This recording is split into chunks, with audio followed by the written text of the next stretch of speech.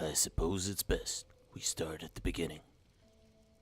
Before there was any light or life in this world, there was Vaen. He alone is the god of everything. He made the earth we walk on, the sun and the sky, and each and every animal there is.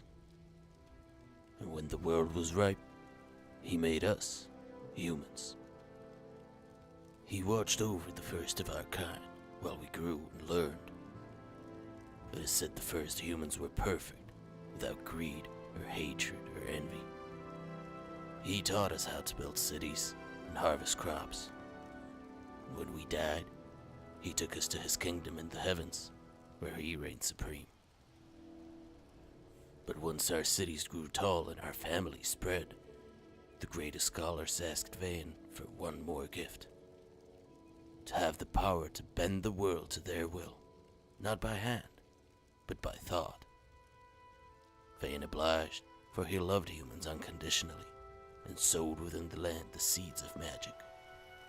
Soon, humans learned that they can use it if gifted enough, and a new era began. Centuries passed, and magic was the bread and butter of society.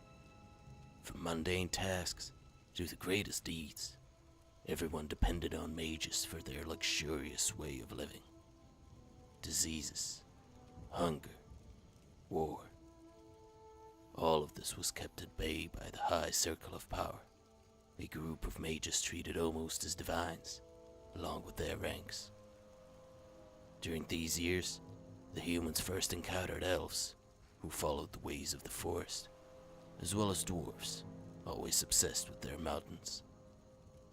Neither knew of Vaen, and once told of the truth, both remained ignorant.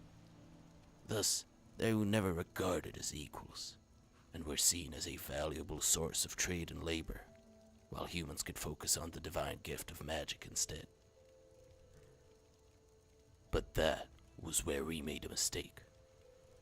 Vaen was happy to see us master the art of Arcana at first, but as his beloved people became self-reliant, they became selfish, contemptuous. They abandoned his worship, and in the end, they tried taking the heavens for themselves. That was the mage's biggest misstep. Vaen must have been furious, for he set a terrible destiny upon mankind.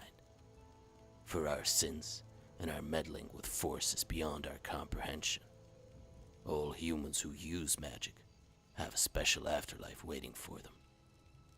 We don't join Vaen in his kingdom. Oh no. Instead, the soul travels to what has been called the land beyond the wall. It is said to be a terrible place where no hope, happiness, or motivation survives. There, Vaen has set the glass city, an endless maze of dark, colorless streets, watched over by a figure the Karamosians call the Shattered King. His name is Dromor, and he sits on his throne of jagged mirrors in the very center of the maze, ruling over the husks of what once were people. There was no sign, no great apocalypse, nor a divine light from the heavens. Vaen made his decision and left Karamos to its fate. The general belief now is that he is watching in silence, waiting for us to learn from our mistake and return to the divine path. And those whose faith is strong may yet catch a glimpse of his power.